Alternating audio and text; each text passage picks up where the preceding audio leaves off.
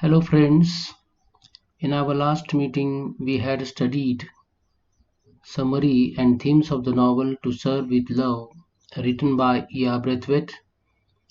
Today we are going to learn chapter 17 from that novel, but before opening it I would like to tell you the synopsis of the extract. In this extract, Braithwaite recounts the half-yearly report of Students' Council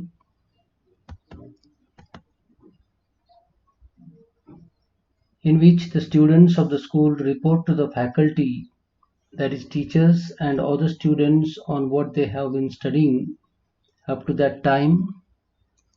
Braithwaite's class representatives speak knowledgeably about their coursework and place a considerable amount of emphasis on how much they have learned about different people, cultures, customs, and the importance of international and interracial cooperation.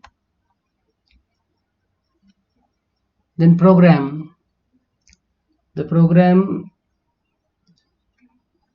is presided by Miss Joseph and Denham, both students of Braithwaite's class.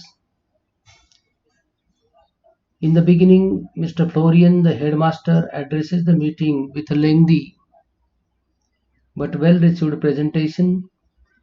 One after another, each class gives a brief report of their progress through their chosen representatives. They talk about what they have been studying in each subject up to that time. Then a panel of teachers is chosen for each class to answer any questions regarding the report submitted by the class. The lower classes begin first, and it is obvious that as the students progress through the ranks, there is a marked development in their ability to express themselves. Mr. Braithwaite's class, being the oldest, was the last to present their report.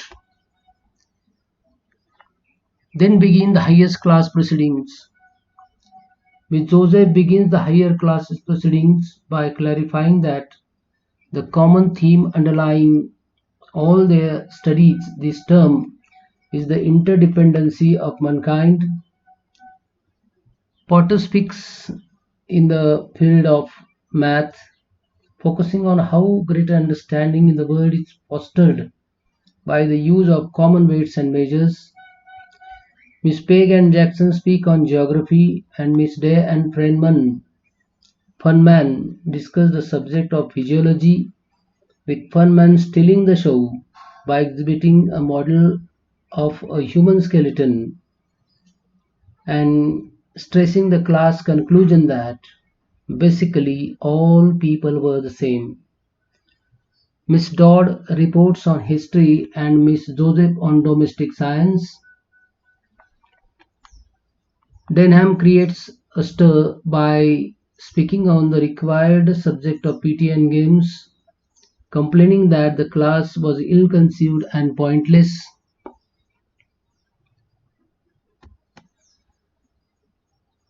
Then teachers panel discuss the questions arising out of the reports. The panel selected is Mr. Weston, Mrs. Dale Evans, and Miss Phillips. They are chosen at random to answer students' questions arising from the senior presentations. When Denham pursues his inquiry on the necessity of requiring all students to take PT, Mr. Weston responds quite ridiculously, trying to bluster his way out of subject and offering no coherent argument. Unexpectedly, the quiet and hesitant Miss Phillips steps in and gives a sturdy defense of the practice, and Denham, knowing that he has been outwitted, has no choice but to respectfully cease the heated protest. Braithwaite is immensely satisfied with the progress of the students of his class. So this is the synopsis which I have told you, students. Now let's go and see chapter 17. From chapter 17, we are not going to deal with all the material in this period. We are going to learn from line number first on page number 181 to 182, second column, bold words printed, commendable gravity. Up to this, the passage is chosen for today's teaching.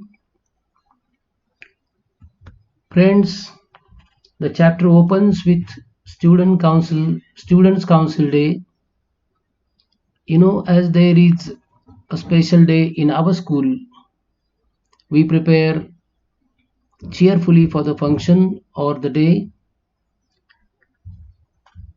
In this chapter also, you will find there is excitement in the minds of students.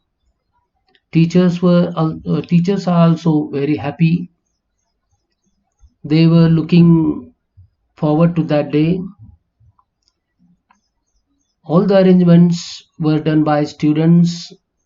They were behaving like a businessman, and this satisfied Braithwaite.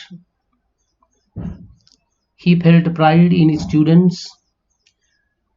Miss Joseph and Denham were two senior students from his class, and they were supervising the situation.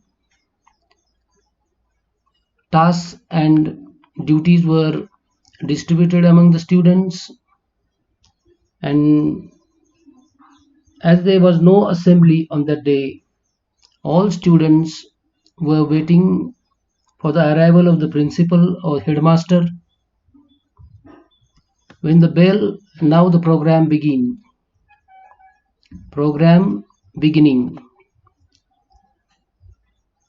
Bell rang at 10 a.m. and everyone was making hurry to occupy their seat. Students trooped into the auditorium. Trooped into means moved in large numbers at the same time into the auditorium. Miss Joseph and Denham, the two most senior students, sat on the stage on each on either side of the headmaster Florian.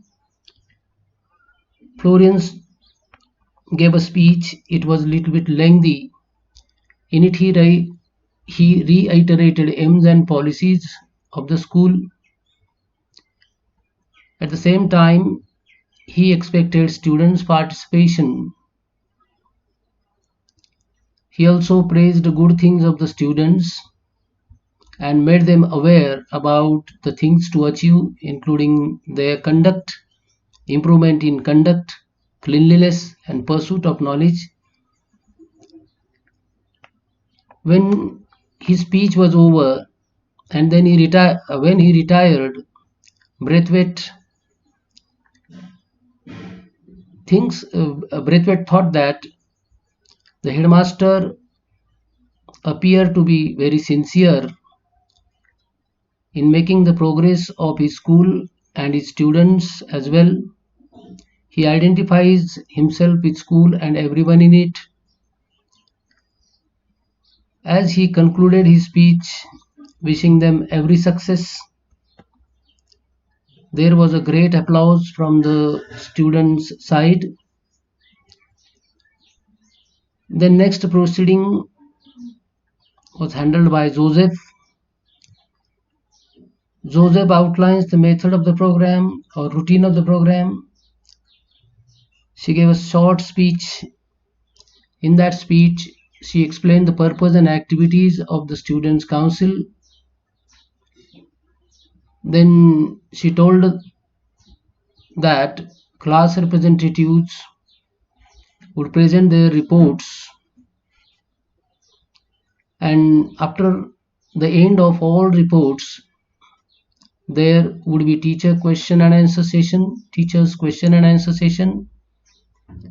The panel of the teacher will be selected by the students on their own, and then began the program of presenting reports.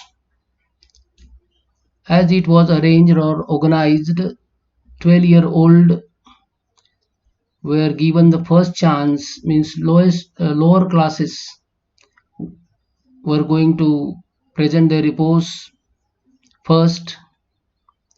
12-year-olds who joined the school previous summer, they were given the chance. In their report, they appeared to be shy, frightened, because it was their first time to stand up before the entire school or face a large crowd. And friends, on such occasions, small boys show signs of shyness and fear. Their report was short because they failed to gather necessary information, but overall they managed creditably. And when class after class performed on the stage, and it was time for the seniors to begin, Braithwaite found some positive signs from the students. He found that there was marked development in the ability of the students to express their ideas, views. Even though the work was elementary, but it loomed large because students understood that their work had some relationship with them, and the emphasis in that report presentation was not on what they were expected to learn, but on what they understood. Now, there was the turn of Braithwaite's class. Denham was on the stage, and she selected representatives for each subject. While referring to the girls, she used the word "Miss" very respectfully, as it was a change tactics in the classroom initiated by Braithwaite, their teacher. And when he heard the word "Miss" used by Denham on every occasion, he felt pride in him. The teachers selected were Potter for arithmetic, Sapiano for nature study, Miss Page and Jackson for geography, Miss Dare and Furman for physiology, Miss Dodd for history, Denham for PT and games, and Miss Joseph for domestic science. So, boys, up to this, you are going to study the extract of the chapter 17, and I have told you the summary of it. I hope that you will have understood it. Thank you.